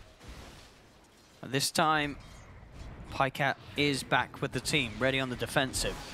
Yeah, meta's down for another 40 seconds, so I think Fnatic are just hemming OpTic into the base, making sure that Pycat feels obligated to return back to the Dire Fountain and not just continue split pushing. Although 33 has completed an Aghanim Scepter now on this Puck. And that means that you now have a method to stop the Rolling Thunder from Pangolier, because right now they have nothing. But now with a Spell Immune, Piercing, Disable, you can stop some of that chaos that Universe has been creating. Which I guess, yeah, since they never spent the previous cheese, Universe also has a cheese of his own. So there's a cheese on Pango and there's a cheese on TA. So yeah, both the Aegis and Refresher Shard, of course, on Envy. Ooh, and now Halberd completed for a DK. They're finding a surprising amount of farm for... They're getting these items, yeah, these sort of items that are going to make all the difference. As you say, the Ags on Puck, the Halberd on DK. Because Abed does not have a Linken's. He has the BKB. And so if you blink disarm Abed, all of a sudden a team fight looks very, very simple to win. And look, Pycat has got his Butterfly complete on top of the E-Blade. So that extra bit of agi for the burst, but also that extra bit of agi for the punching, for when he does find himself in sort of these split positions, ready to sort of break towards the base. And hell, the evasion even. Terrorblade, as we've seen so many times, is not a real keen on building MKB, and he ended up going for the Daedalus, so no Bloodthorn for him. Granted, TA has completed her Bloodthorn, so you do have some True Strike on the Morphling, but that means that you're not going to be silencing out these other menacing heroes either, which it's most likely guaranteed that Pycat is going to be silenced, but we'll see. I mean, like I said, PPD also managed to complete out a Blink Dagger. There's a lot of valuable things that you can steal this game as a Rubik. Well, as we said, this whole game could certainly fall apart for OpTic majorly if Fnatic can kill Pycat. He is the big, scary threat on OpTic's lineup. The one thing that's really sort of keeping them in the game. Even though Fnatic, they're 33k net worth ahead. They're looking to push onto this tier 3 tower. Arbed level 24 on his TA at this stage. Aegis was reclaimed shortly before, but Envious swapped out to put the Refresher Shard in his inventory. And meanwhile, bot lane still pushing in since the melee Rax was claimed. So it's in Fnatic's best interest to just stall, wait for the DK Dragon Form to time out. You have a Refresher Shard for Metamorphosis, and they activate it actually. Envy activates the Refresher Shard, so I think this is like some sort of fake back, kind of. Because right now, OpTic have no vision on the map whatsoever. They can basically see the top right quadrant inside their base, and that is it. So if they suspect that Envy does not have Metamorphosis right now, but never mind, he shows himself and he shows that the Refresher Shard is no longer in his inventory, activates Metamorphosis again, so they just want to play it clean. Here we go. Committing for the push. Tier 3 tower will be taken. EPD jumps in, they're looking to burst down Envy, they'll do it straight away. Envy, gone for 80 seconds. The song will come out from Adam as the rest of them look to back up, but with the BKBs, Pycat still able to chase a little bit. Oh, can't quite get the adaptive strike to connect in time. Adam's able to TP out. But again, these pushes being stopped by the power of the Morphling. That is a ridiculous amount of bursts. And this is partly because Envy has gone for a very damage-dealing build. He's gone Sanjin, Yasha, Daedalus, and Hurricane Pike. Not that traditional kind of Scotty or Butterfly or other types of survivability items. And so he is very, very susceptible to getting shotgunned. You got offensive null field on the Rubik. It's plenty of armor if you're a Terrorblade, but that's not what you need against this magic damage on OpTic Gaming. We'll see this again. You know, instantly, they find a telekinesis. That's all they need. Just something to hold Envy in position to allow Pycat to absolutely blow him up. And there are no Lincoln Spheres on the sides of Fnatic, and so you can't really stop that from happening right now. I wouldn't be surprised if someone on the side of Fnatic was like, might need to build something to protect Envy. I told you, it's an escort mission. He's going to keep dying if you don't protect him. And this place of the game as well, CCNC starting to get items. He's got the GPM talent, so he's getting the free money. And he has managed to pick up a Heart of Taras, so he's going to be able to slowly but surely scale his way into sort of these later stages of the game. Yeah, I'm a big fan of the GPM talent. A lot of people are pretty much, they automatically go to the 2x Dragon Blood, but a lot of times DK is played utility oriented, and he's got items like Halberd, Blink, he's got the Heart completed. He is so tanky. Why would you really need the 2x Dragon Blood? But now he's going to work his way to a Mjolnir. You put that on someone like the Morphling, and all of a sudden, even whenever Terrorblade wants to attack them, I mean, ideally he's going to put it on himself to make sure that there's a bunch of magic damage shooting around from the static shield, but there's no way to purge it off, no nullifiers on the side of Fnatic either. But they're going for the fourth Rosh now. And they go. They'll take it very quickly, very easily. Do they still have any of the cheeses left from before? I thought you called them sweets. The sweets, or the fruits of Roshan. Yes, they have the Templar Assassin still has the cheese. Okay. And now Naga Siren takes the other cheese. And, of course, Shard and Aegis onto the Terrorblade.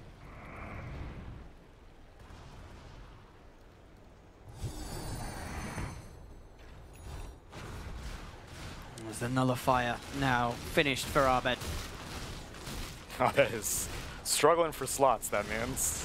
Yeah, I mean, he swaps it out with his boots. They've got everything for the single target. You know, they've got that Nullifier. I mean, they've got everything Adam's offensive for the single target. For defensive single target, literally nothing. They've got the Lotus on Universe. Oh, okay, so yeah, that's a good little progress. bit of, sort of protection in that sort of sense. And Adam, of course, did pick up a Cypher Vice on the Naga Siren too, to play offensively.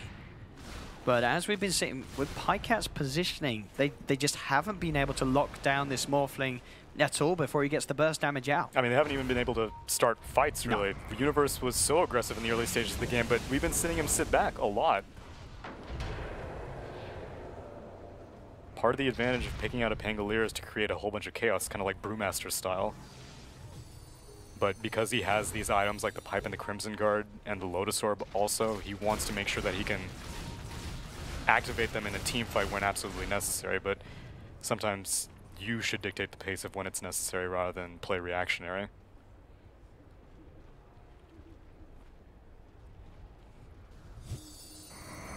I mean, how long? 8 minutes. I was gonna say, how long has it been since have a look at the network graph. Like, how long has it been where they've had at least a 20k network fleet? It's been a while now, hasn't it? It's been a while. It's been a damn long while. I mean, they've had a network fleet since minute 0, but yeah. No. I mean, this is Fnatic Doto, my friend. I mean, understandably they're worried, because as we've seen each time they push, they know that somebody's going to get absolutely destroyed by this Morphling. Yep. They're going to try. They're going to commit. Envy pops the BKB, has the Lotus Orb on him as well from Universe. They focus the racks.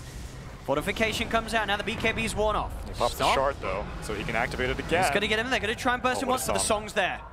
From Adam, can they do anything with this? They're looking for the timing so Universe can set up into the stun. Does he get it over the Pycat Morphling? He doesn't. Pycat's going to be able to pop the BKB. Turns, starts to punch into the Envy. He has the BKB available once again. He'll turn with the Sunder onto CCNC. They do get the bash. The root onto Pycat. He's taking a lot of damage here from the TA. They've got the Hex, the Maledict on him. Pycat trying to get himself back up to the high ground. Can he keep himself alive? Universe comes with the sword forward, gets the dash. Pycat fully incredible. He's able to wait fall back, but Ahmed's in with the Hex. Gets the kill. Pycat buys back immediately. Universe with the swashbuckle, focusing towards Zai, but Zai is going to be able to keep himself alive or not. The reflection is going to kill him. It's not. Zai will live. Pycat's back in. Blows up the TA. Looking towards his next target. He's found Adam. Adaptive strike comes through. The Lotus Orb is out onto him, but it's not going to keep Adam alive. Adam will fall as well. So again, I mean, sure, Pycat had to buy back, but OpTic, they're holding. They're getting the big kills. They're able to kill off the TA. They push Fnatic away, and they keep that top set of racks alive. And while the net worth advantage basically continues to stagnate, experience is going heavily in the favor of OpTic, about to hit a break-even point. It's a buyback on the Morphling, and that is obviously a terrible situation. But if you can turn that into a buyback on the Templar Assassin, if you can manage to threaten high ground... Oh yeah, they need to, yeah, as you say, if they can get out the TA buyback. Problem is you got a lot of glyphs. First glyph was just spent, now it's refreshed. But you can push incredibly quickly with this Morphling. Absolutely can. But it is risky, as you say. If Pycat is to fall, then, I mean, that should absolutely be a big enough window for Fnatic to close the game up. And despite all that combat, no more Raxes are claimed. Eventually, the bottom range Rax did get taken down by melee creeps, but on the top, still all the structures remain with all that commitment. Refresher Shard, refreshed BKB, refreshed Metamorphosis on the Terrorblade. A really nice counter initiation on Adam with the song. So initially, the Terrorblade walked up to the high ground, and it was like mere frames before the Lotus Orb and the BKB were activated as CCNC jumps in, trying to get the Dragon Tail, trying to get that initiation before he activates that spell immunity on the Terrorblade. But didn't work. Thankfully, OpTic Gaming were still not too heavily committed. CCNC basically walks out, and during the duration of the song, Envy had the potential to activate a BKB and go back in, but all of OpTic knew that that's the only target that they need to kill. They focused him down, tried to get a Sunder off, and just had to back off.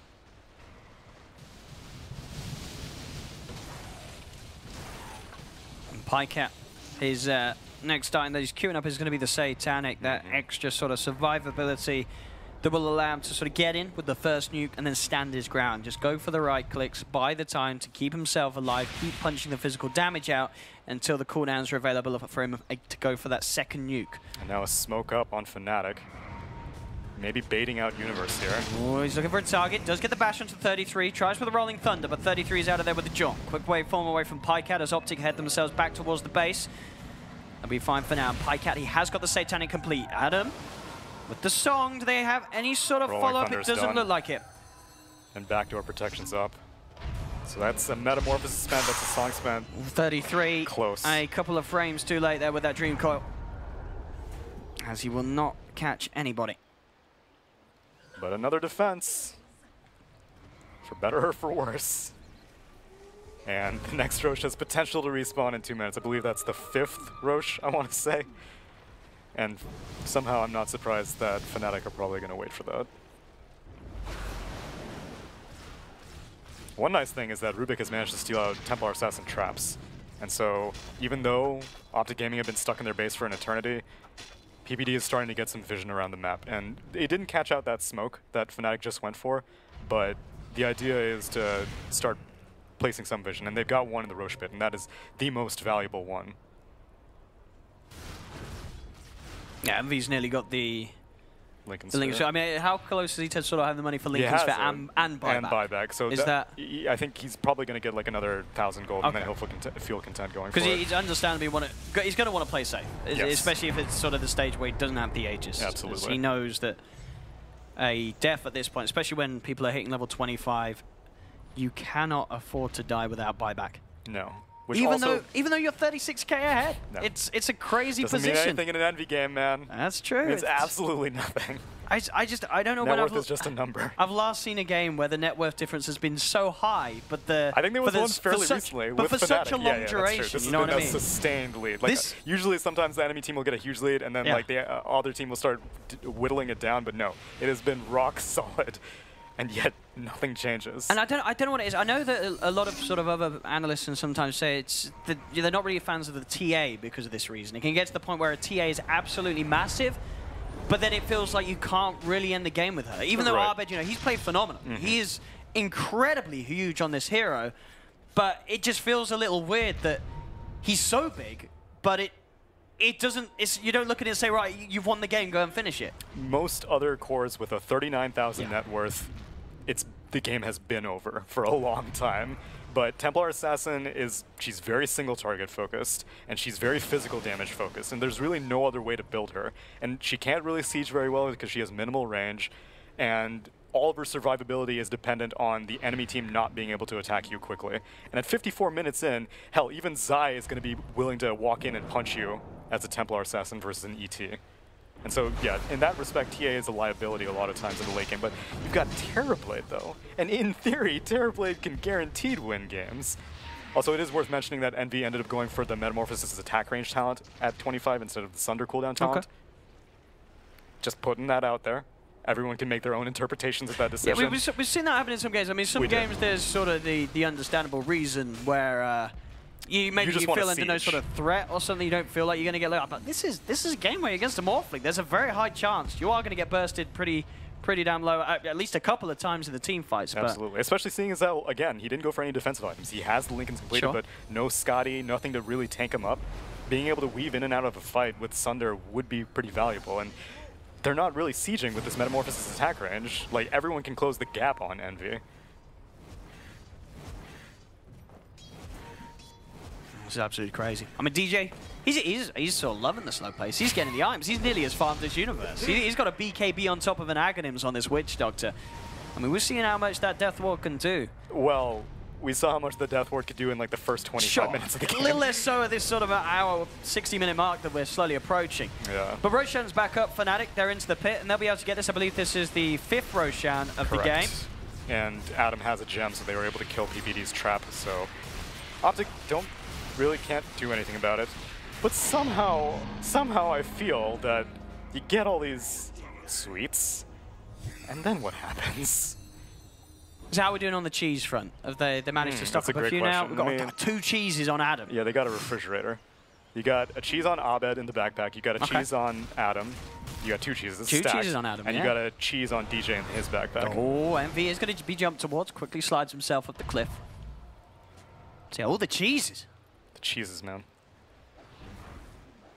The Fnatic fondue. Let's see if it's enough, though.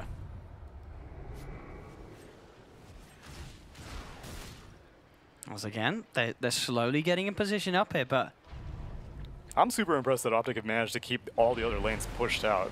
That like your tier 4s haven't gotten threatened yet, because these heroes are not great at pushing. None of them have like cleave. You've only really got a right clicker of Morphling. Puck's magic damage doesn't do very much at this stage of the game against like the upgraded creeps in the bot lane. Yet somehow both the right tier 4 is somewhat damaged, but they're still pretty healthy. And it's 57 minutes in against a 38,000 net worth advantage. Did I believe Abed just gave a Moonshard to Envy?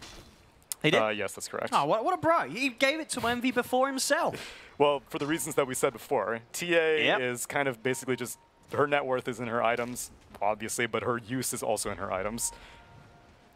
And I guess traps.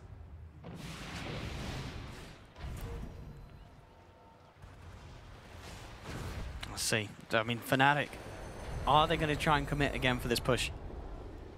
They've got all the cheeses. CCNC jumps in, goes for a quick stun. Backs himself away. Universe coming in with a swashbuckle, but CCNC keeps his distance. He's up on the high ground, trying to clear out these illusions.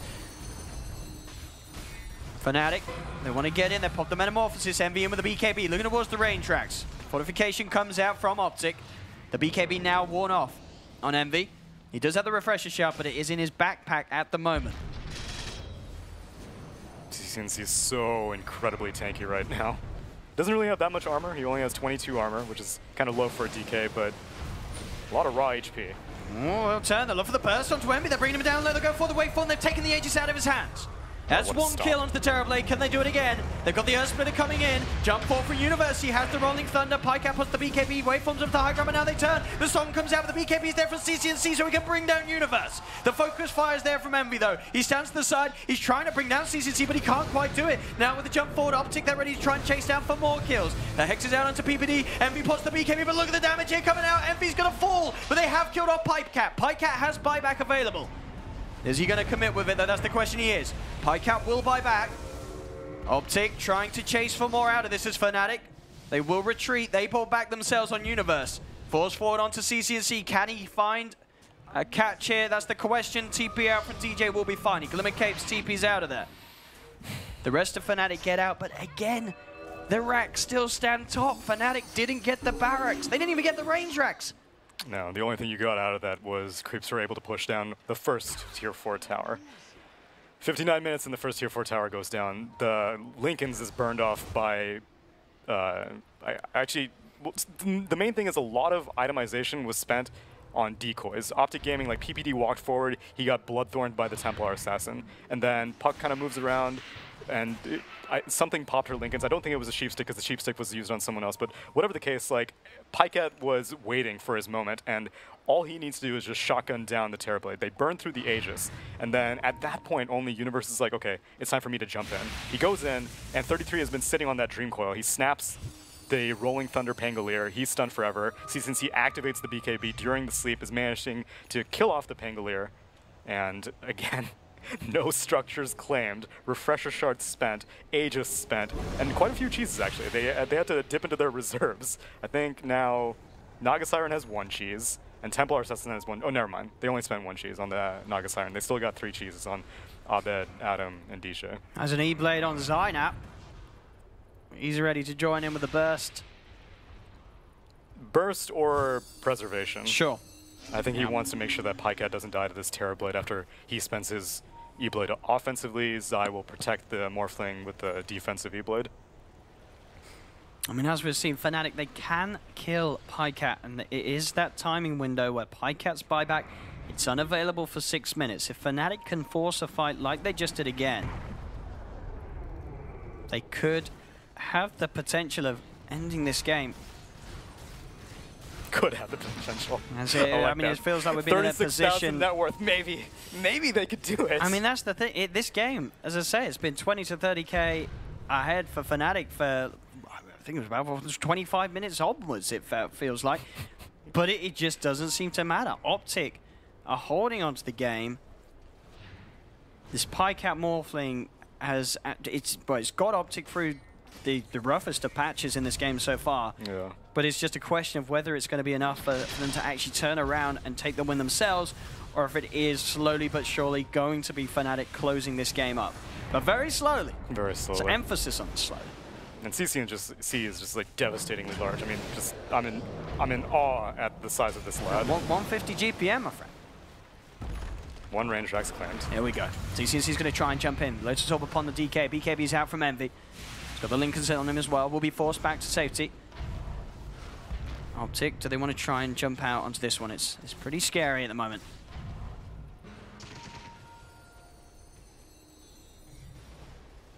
But again, Fnatic, they will back off. I mean, sure, they can wait for Roshan again if they really want to, but that is also waiting for the time where buyback is going to be available for Pycat again.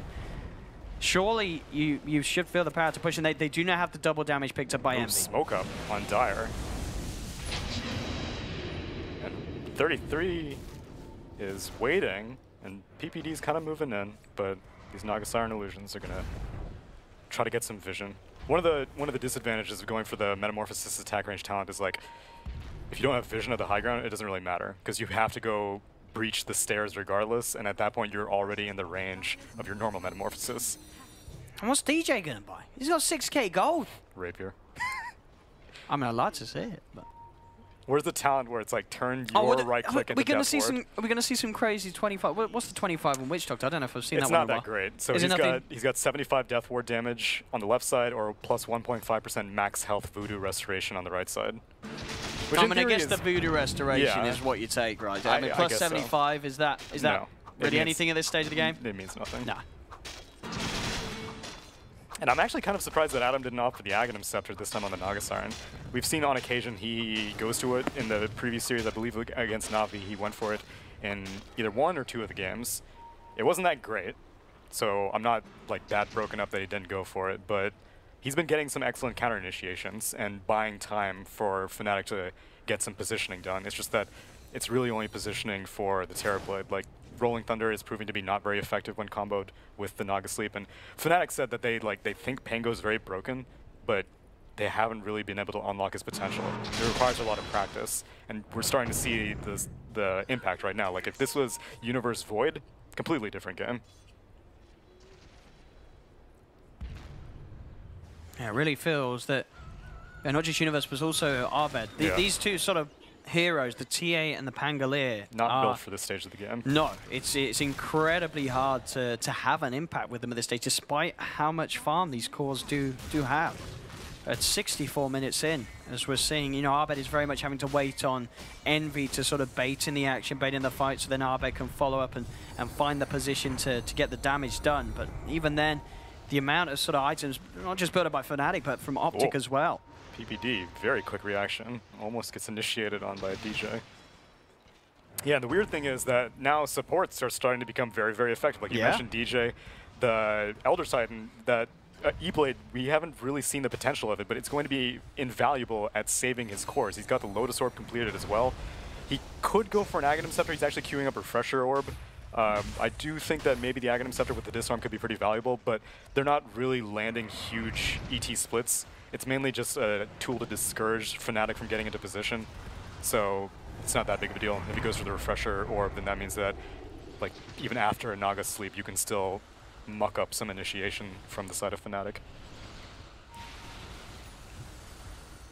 Oh no, Vlad's now, actually. I mean, that's an item we don't see that often anymore. That's very weird also, I think, because the armor isn't that great at this stage of the game, and it's more like an early pushing item. I guess maybe he wants the lifesteal aura, so that in these team fights, I mean, like Pycat has the Satanic completed, so it does help when you've sort of got the one racks down against you. So you know when sort of the weaker heroes are trying to push out the stronger creeps. Very true. It's always nice to have when those stronger creeps are against you. Yeah. I got a smoke up on Fnatic approaching from the south. And this might catch OpTic off guard. Envy. 33. He's going to look towards him straight away. They've got the Hex. They've got the Silence. And they've got the damage. That's going to be 33 taken down. Fnatic now looking to retreat after finding that quick pick-off. A nice aggressive movement into the base, catching 33 off guard. He'll be down for 100 seconds. He does have buyback available. Roshan is also back in 30. And a double damage room on the north side that Templar Assassin is aware of since she has it trapped up. So they'll see very shortly Rosh respawn, and again, this will be the 6th Roshan. Yeah, I believe that's correct. In the game here that Fnatic will be primed and ready to take. But of course, with all this time that's gone by, as you can see on the buyback statuses, Pycat's buyback will once again be available. Yeah, and he's got plenty of money as well. He's sitting on 5.8k in his bank right now. Looking towards the Silver Edge. And they're going to let this double damage rune linger. They're going to take Roche without it. They've got a third Cypher Vice now on Fnatic as DJ will invest his money. So 3 hexes. 3 hexes. An Abyssal Blade on Universe. And a Partridge and a Paratray. And now a Shadow Blade on Envy. So a way to sneak in, swap the Shadow Blade out. I guess he really liked that smoke play. He was like, guys, that worked out really well. Yeah. Why don't I just do it by myself next time? Late game Shadow Blades can be very, very sort of impactful. Sure. As all these kind of mid game like Blade Mail also. Yeah. And of course, we saw the AC being picked up by Arbed, so that extra sort of item to swap in to add for the sort of the game-ending siege that they're searching for. He's also managed to get himself a Moon Shard. Now the jump. CCNC trying to commit. The BKB will be popped straight away from Envy. Buyback's going to be there for 33. Envy moving up to the high ground, trying to beat into the racks, but the fortification comes out. BKB popped by CCNC. They're jumping forward, looking to burst down Envy, but they haven't got enough burst. The song's there, taken off, trying to set up for the Rolling Thunder, but Pycat gets the chance to put the BKB. The Sunder does come in, putting Envy back up to full health. He's got the Refresher Shard in his inventory, ready to use as well. D will be able to steal the trap. He's going to have to jump forward from CCNC. Universe actually coming in from the side with a defensive E-Blade there from Zai. Buys some time for PPD, but the Abyssal Blade comes down from Universe. They'll take PPD. They'll take CCNC, both buying back immediately. Arbet pops the BKB himself, looks to finish off the racks in the middle lane, and Fnatic will finally claim a second set of racks here from middle. Now they'll move up towards the top. Oh, they want Megas. Last rack standing. Can you do it? Arbed gets the Hex off here onto Pycat. Pycat in a lot of trouble. The Death Fort down as well. He's taking a lot of damage. Pycat, can he survive this one? He can't. Pycat will fall. He'll buy back immediately. CCC again, getting sundered, brought down low. MV trying to get himself away from this turn. They've finished up PPD. Pycat waveforms forward. They'll be able to take the Aegis out of the hands here of MV. CCNC being focused by Adam and Universe. They're trying to back him off with the Maledicts too much. CCNC will pop. Zai to 33, turning towards MV, but MV keeps himself alive. They're going to win the game here. Fnatic have finally done it at 69 minutes in. Despite OpTic Gaming's best attempts, despite Pycat's best attempts to keep this game going in their favor, Fnatic finally close up game one here. 56,000 gold net worth on the side of Fnatic, 69 minutes in, and somehow they only barely managed to eke out a victory over OpTic Gaming. I mean, it was what a struggle OpTic Gaming put up indeed, and I mean, what a game, what just a crazy game between these two teams. I mean, the amount of items that they had to build up on Fnatic's lineup to actually be able to finish it, to actually be able to catch out Morphling, catch out Pycat, was insane. Well, they had the 3 hexes, the Abyssal Blade, everything. And at the end, that Aghanim's Death Ward damage certainly did help. He ended up taking the 25 Death Ward damage taunt, and I guess I was sleeping on it. I never see it happen. It really did help them bring down Pycat in that last fight after he buys back in an attempt to hold. But nothing really unexpected from a Fnatic game, really. That's just another day. Another day in the office. Yeah, absolutely. At Fnatic Gaming. But OpTic Gaming, it's admirable how long they were able to hold on, and one could contend that perhaps it wasn't really necessary. I don't really think it was that easy for them to come back into the game, because your best way into the game is kind of benchmarked if you can ever contest Roche. They were never able to contest Roche. It was 6 Roches. They couldn't get out of there at all. Never got into the pit, never even crossed the river for the past 40 minutes of the game. But whatever the case, Fnatic pull out some kind of victory in game 1. Yeah. Absolutely. What a game indeed. And I think, if you're Pycat, you can't feel too bad for yourself. No. He knows that he did everything in that game to try and get that win. Everyone did. OpTic really sure. At the end, effort. OpTic sort of definitely brought it all together. Pycat got them through that rough bit, and then at the end, it still wasn't enough. Fnatic, 6 Roshans in the bag was enough to finally allow them to claim the victory. That was only game 1, ladies and gentlemen. We're going to have game 2 pretty shortly. It's going to be just as exciting, I'm sure. But for now, we'll pass you back to the panel.